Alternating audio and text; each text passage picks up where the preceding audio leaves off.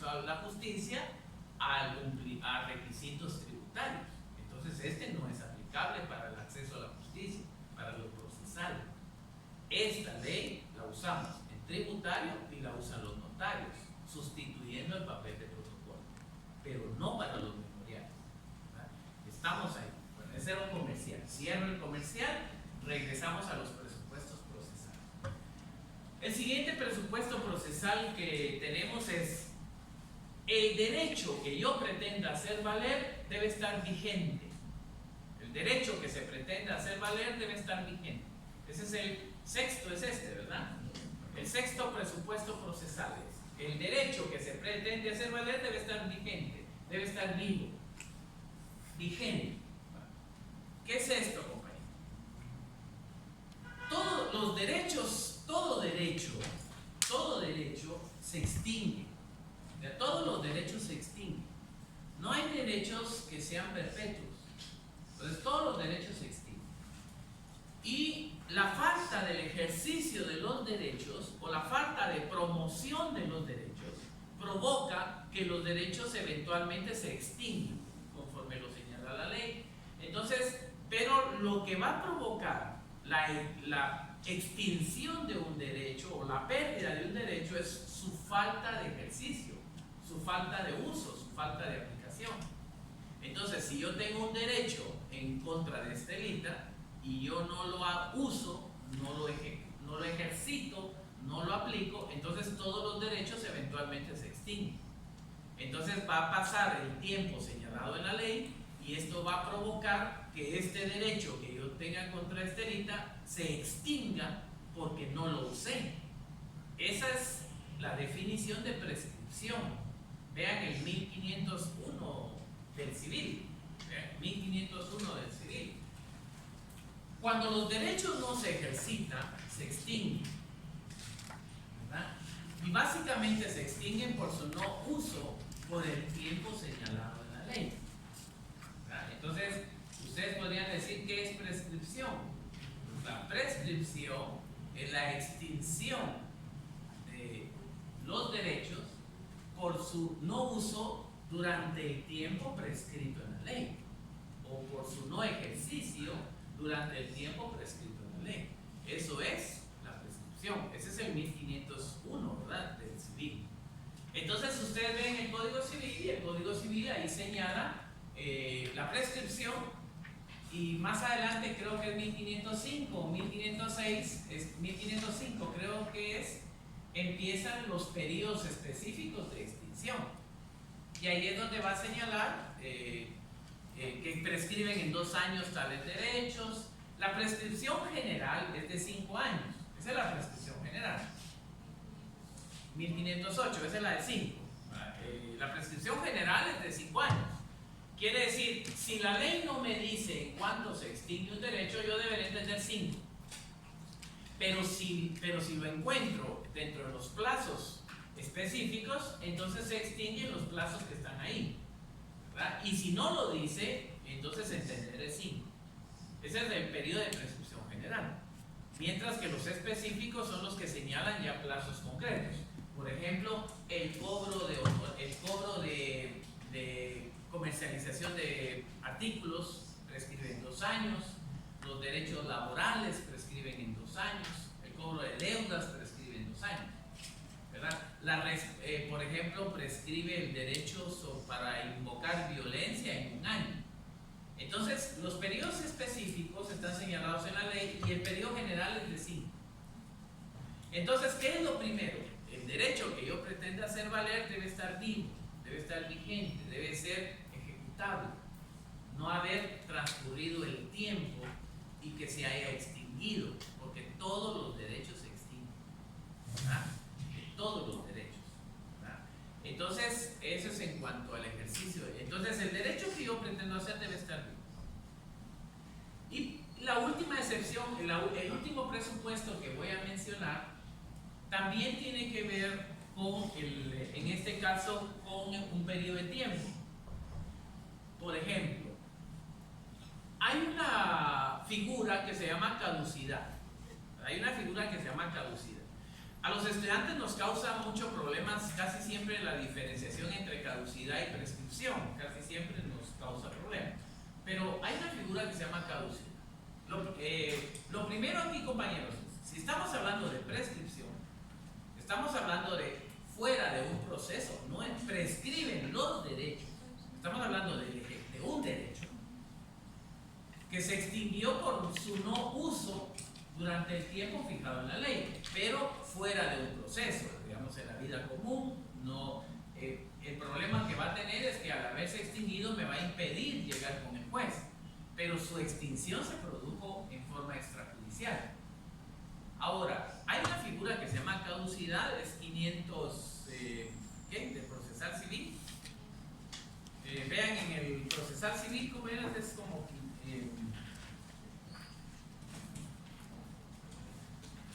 más o menos ¿El 588? 88, 588. Entonces vean, entonces en el caso del 588, que es una figura muy parecida a la anterior, pero que no se relaciona con lo mismo. Vean, ¿cómo opera la caducidad? La caducidad se va a producir cuando yo promuevo un proceso en contra de una persona. Se promueve el proceso en contra de una persona. Si yo demando a Diego, yo lo demando, mi obligación, yo le voy a causar perjuicios a Diego y le voy a causar una zozobra personal, una zozobra económica, una zozobra familiar, etc. Entonces, mi obligación es que si yo lo demande, yo tengo la obligación de cuidar que ese proceso se promueva, siga. No puedo hacer aquello que yo demando a Diego, lo demando y ahora lo dejé demandado ahí, le causé los problemas que le causé y ahí yo me acomodo. Entonces, la caducidad castiga la inacción dentro de un proceso. Eso es lo que castiga la caducidad, la inacción dentro de un proceso. Pero es un proceso que yo empecé. La caducidad opera en contra del actor, porque fue el actor el que inició el proceso. En consecuencia, el actor tiene la obligación de cuidar que el proceso se promueva, continúe. ¿Verdad? Esa es su obligación. Y si el actor promovió el proceso y ahora cruza los brazos, él tiene algo que hacer y no lo hace, entonces le está causando un problema a la otra parte, lo tiene en un perjuicio, en una zozobra jurídica y cruza los brazos. Entonces, esa inacción dentro de un proceso es lo que se castiga a través de la caducidad. Claro, se necesita. Número uno, es contra el actor. Número dos, que el actor tenía una obligación de ejecutar algo. Por ejemplo, hay procesos donde es el juez el que se tarda. Pero si el juez se tarda y el juez no resuelve, eso no va a afectar. Eso no es culpa de las partes. Si el juez se tarda un montón de tiempo, eso no se puede castigar a las partes.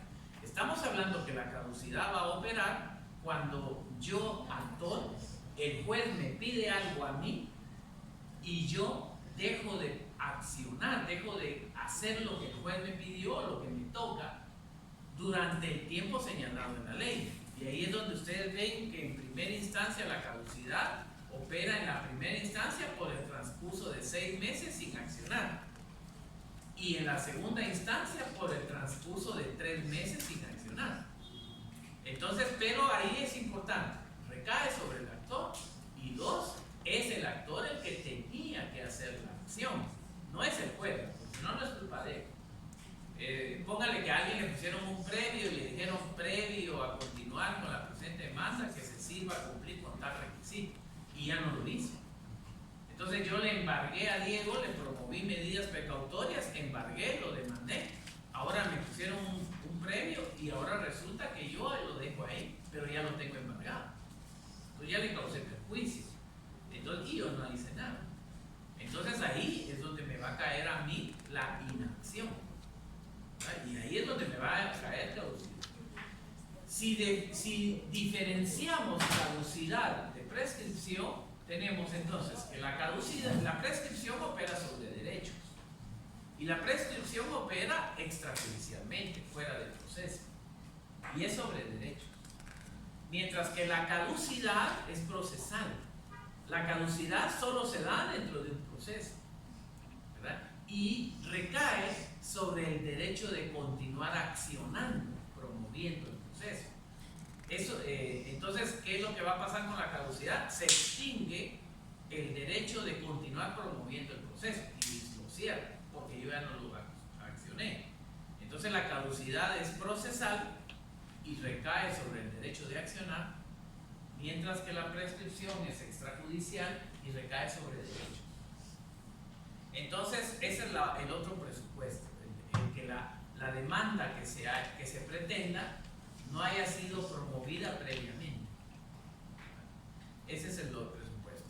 Y ahora sí, el último que se me estaba pasando es litispendencia. Esa es la litispendencia. La litispendencia, compañeros, ese presupuesto es que la demanda que yo estoy promoviendo no haya sido promovida previamente en otro proceso. Es decir, que o este asunto no esté dilucidándose previamente en otro proceso. Entonces, la litispendencia es que esta demanda que yo estoy promoviendo no se esté promoviendo actualmente en otro proceso, ¿verdad? Que sea esta la primera vez y que aquí vamos. Hay personas que demandan a una persona en un juzgado, como ven que se detiene, que se atranca el asunto, que no camina rápido, se van a otro y presentan otra demanda en otro juzgado. Ellos creen que si presentan otra demanda, tal vez aquí les va mejor. Entonces el problema es que promueven un nuevo proceso, pero hay otro abierto sobre el mismo asunto, sobre las mismas circunstancias, que no se ha resuelto. ¿Qué más? Así como las personas que solicitan medidas de seguridad van juzgados. El problema de ahí, como ahí no es propiamente, mire, sí tiene razón, pero ahí no opera litispendencia, porque lo que pasa con las medidas de seguridad es que las medidas de seguridad tienen una finalidad y es proteger a la persona. Entonces, en las medidas de seguridad, primero se dan, después se pregunta. Por su naturaleza, las medidas de seguridad, por lo que están resguardando, no permiten que previamente el juez investigue algo. Entonces el juez lo que va a hacer es que da las medidas de seguridad, las pide, el juez las da. Los hombres normalmente se quejan y dicen los hombres que no era justo, que el juez debió haberlo llamado primero, que no sé qué, pero lo que pasa es que la naturaleza de las medidas de seguridad es proteger a la persona. Y para proteger a la persona, lo primero que hace es, la protegemos primero, preguntamos después. Que ese fue parecido al caso de la señora Sandra Torres, ¿verdad? Que todo el mundo se molesta, que por qué le dieron medidas de seguridad, pero realmente lo que debemos ver es que las medidas de seguridad es ese su espíritu. Darlas primero, protegemos a la persona, después se cuestionan o se dilucidan. Entonces, en ese caso que usted plantea, ahí no opera la litispendencia porque realmente no es un proceso pleno, es un derecho pleno el que se está desarrollando, sino que solo la protección a la persona. Ahí lo más probable es que vaya a haber una acumulación posteriormente. Cuando lleguen, las medidas de seguridad normalmente las dan los jueces de paz, pero los jueces de paz remiten el proceso después a juzgados de primera instancia. Cuando llegan a los juzgados de primera instancia, lo que va a pasar es que el juez se va a dar cuenta que hay varias y entonces lo que va a hacer es acumular, lo más probable. Bueno, entonces en la litis pendiente, esa es litispendencia, la litis pendiente. Entonces hay un proceso igual con los mismos actores, con las mismas partes, pero que está en otro juzgado. Ese es entonces en el caso de la litis pendiente, litispendencia. Este es artículo, ¿qué artículo de litispendencia, compañeros? ¿Perdón? 540. 540 es la litispendencia o litispendiente. Bueno, voy a mencionar solo esos. Claro, hay otros presupuestos también que no voy a mencionar ahorita porque, digamos, por ejemplo, compañeros, si yo voy a reclamar un derecho, ya debe ser el momento de reclamarlo, ¿verdad? Estamos en el momento de reclamar. Vean el plazo en el Código Civil, compañeros. El plazo es 1300, ¿qué? Más o menos, es como 1279. en el plazo, observen ustedes que cuando fijamos un plazo para el cumplimiento de una obligación, lo que estamos fijando es cuándo inicia la obligación y cuándo termina. ¿Okay? Cuando nosotros fijamos un plazo, estamos señalando el momento de inicio de la obligación y el momento donde termina la obligación. Entonces, en consecuencia, como ya está fijado en el negocio jurídico cuándo inicia y cuándo termina, yo no puedo resultar pidiendo su cumplimiento antes. O sea, no puedo exigir el cumplimiento final antes del plazo fijado. Y aquí debemos observar que también hay negocios jurídicos que son de cumplimiento parcial. Entonces, hay negocios jurídicos que son de plazos, de tracto sucesivo. Por ejemplo, que si bien es cierto, son negocios que los hicimos para 2 años, pero que dentro de él fijamos tracto sucesivo, es decir, obligaciones de cada mes, etcétera, como pasa con el arrendamiento. Fijamos el arrendamiento para 1 año, pero fijamos tracto sucesivo en su interior, es decir, cumplimiento de obligaciones mensuales. Entonces puede darse 2 cosas, puede darse que hay un plazo del negocio jurídico, pero también hay un plazo de las obligaciones parciales. Entonces, en este caso podría ser que nosotros buscáramos el incumplimiento de obligaciones parciales, pero no podemos cobrarlas antes de tiempo. Es decir, nosotros no podríamos cobrar 2 rentas atrasadas y no han pasado los 2 meses. Para que nosotros ejercitemos un incumplimiento de una obligación, la condición es que el plazo se haya vencido o las condiciones se hayan vencido. En el incumplimiento de las obligaciones. El incumplimiento de las obligaciones empieza en el artículo ¿qué? 1200 ¿qué? Empieza el incumplimiento de las obligaciones.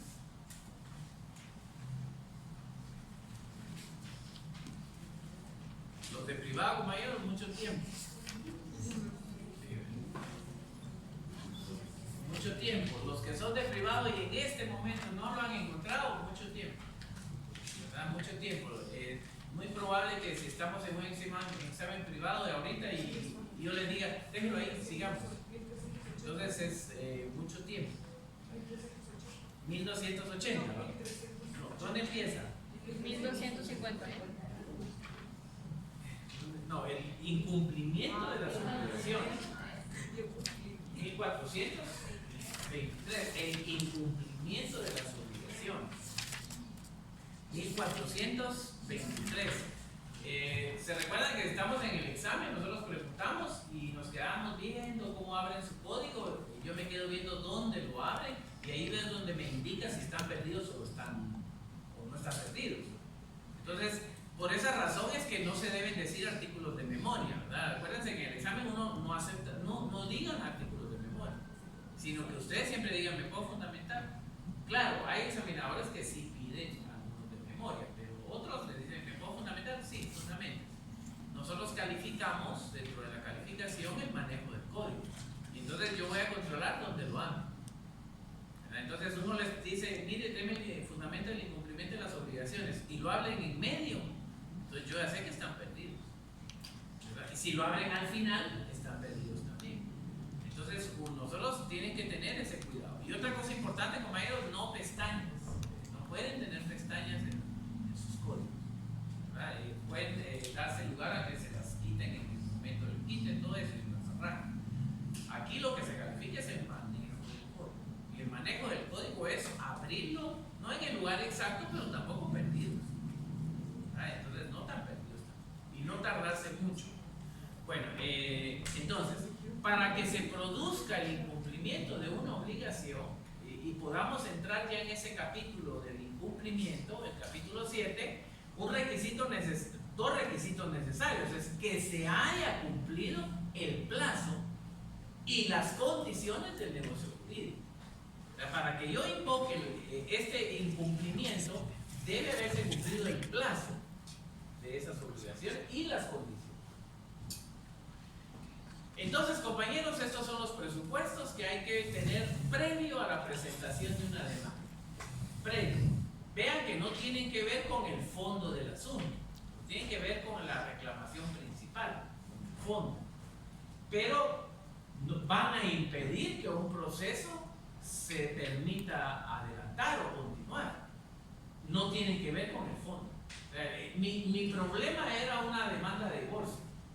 Sin embargo, yo debo tener cuidado de cumplir estos presupuestos que acabamos de mencionar, aunque mi tema era el divorcio.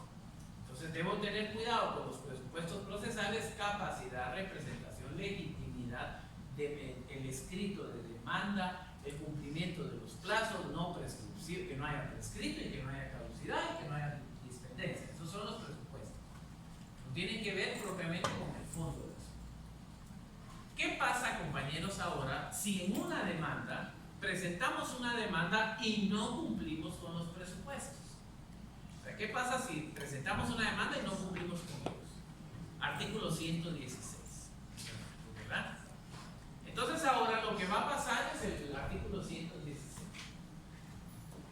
Entonces ahora va a venir la otra parte viene, le notifican la demanda, le llegan a su casa o a donde sea y le notifican la demanda.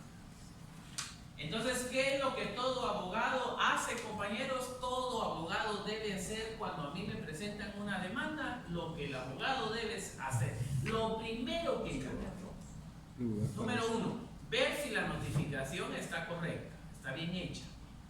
Primero voy a ver el tema de la notificación.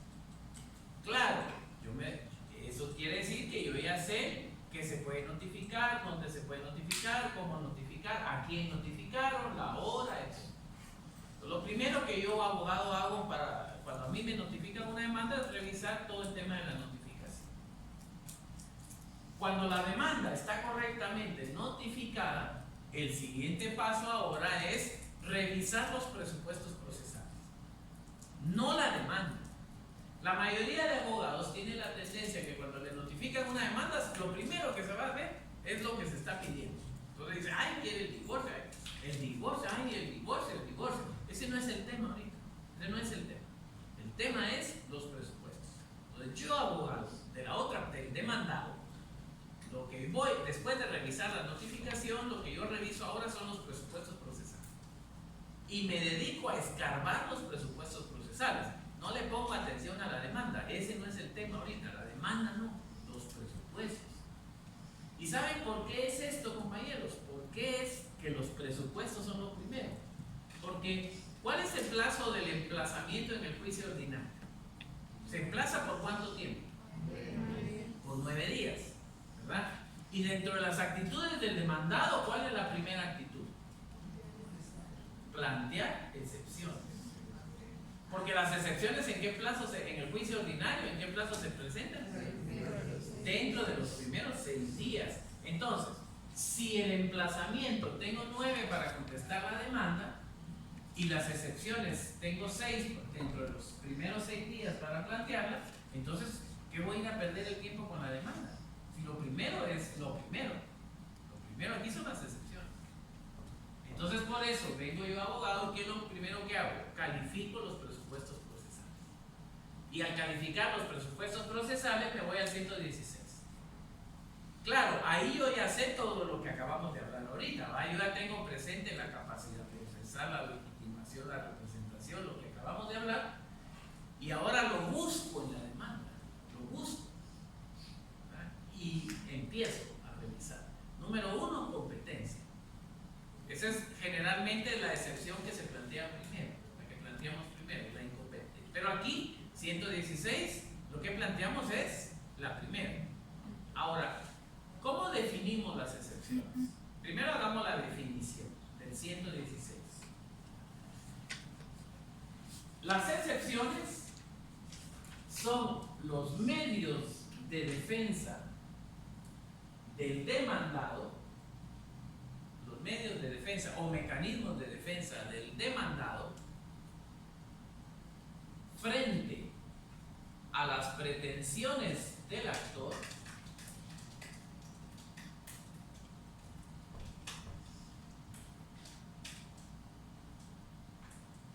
por la falta de presupuestos procesales. Entonces, las excepciones son los medios de defensa del demandado frente pretensiones del actor por la falta de presupuestos procesales.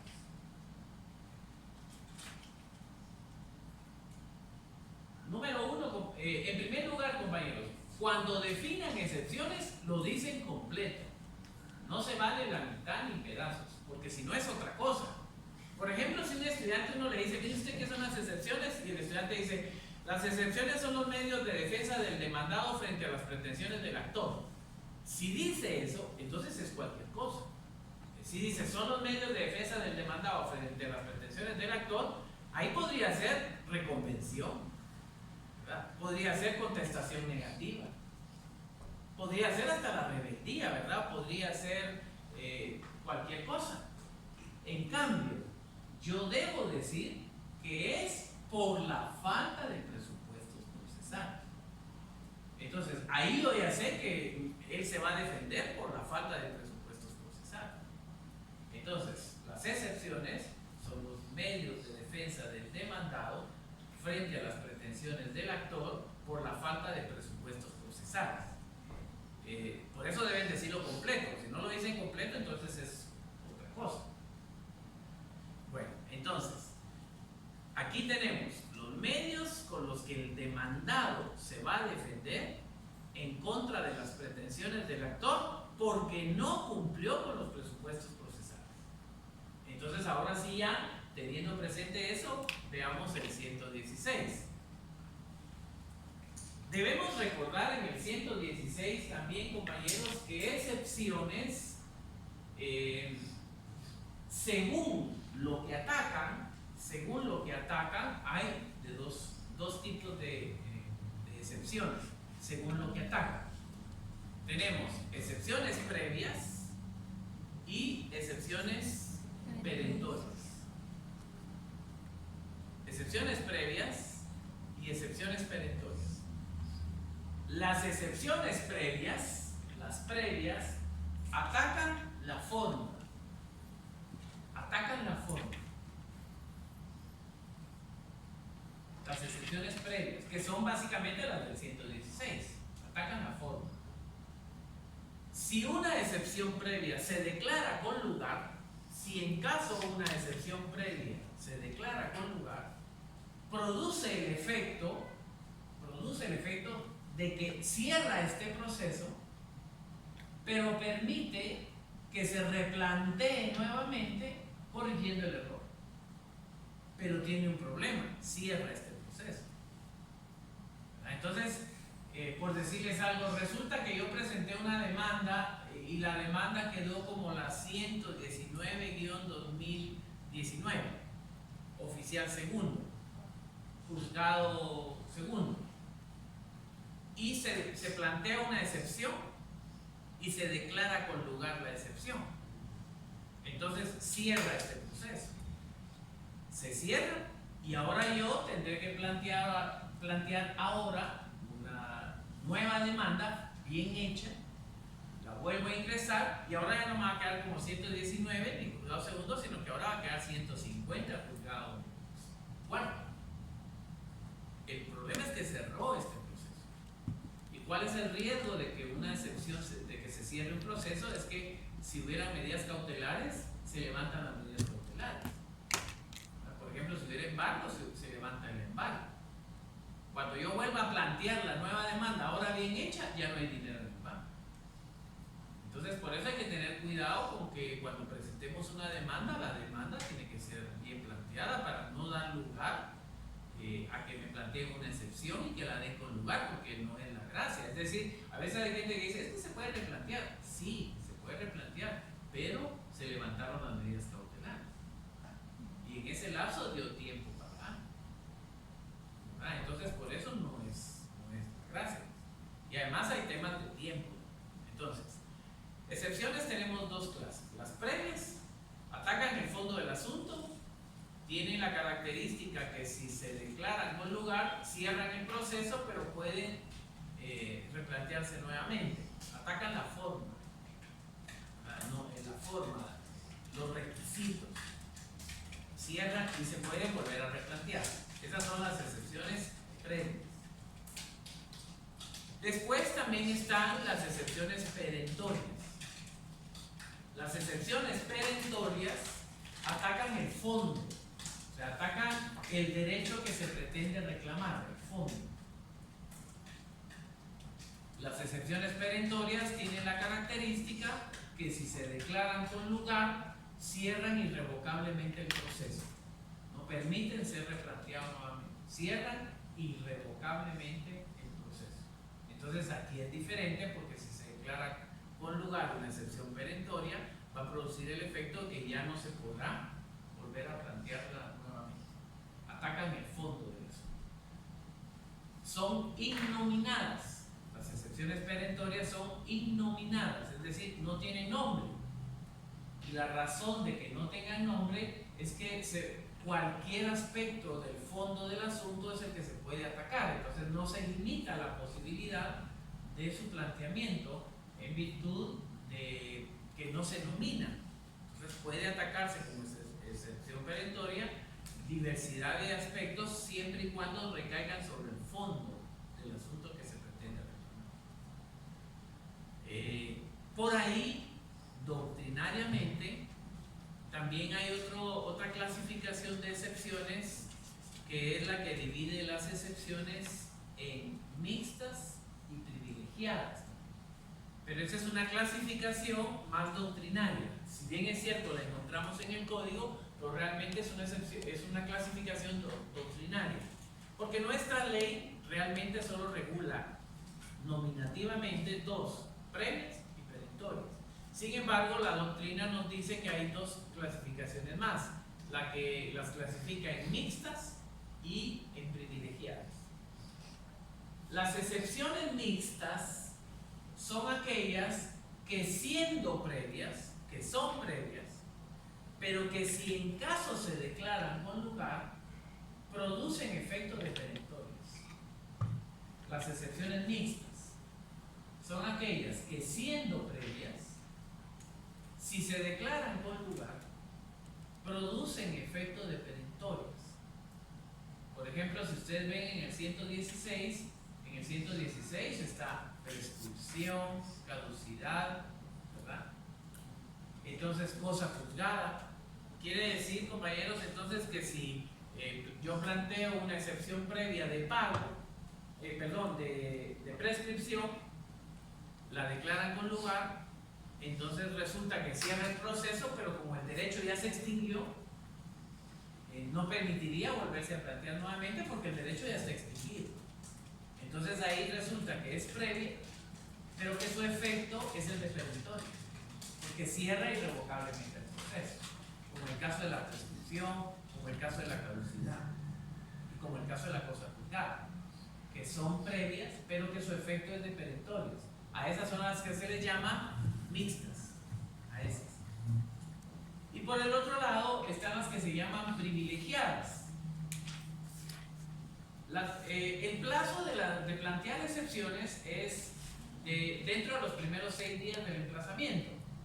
Sin embargo, hay ciertas excepciones, las del 120 creo que son, las del 120, que permiten que puedan ser planteadas en cualquier estado del proceso, hasta antes de la sentencia.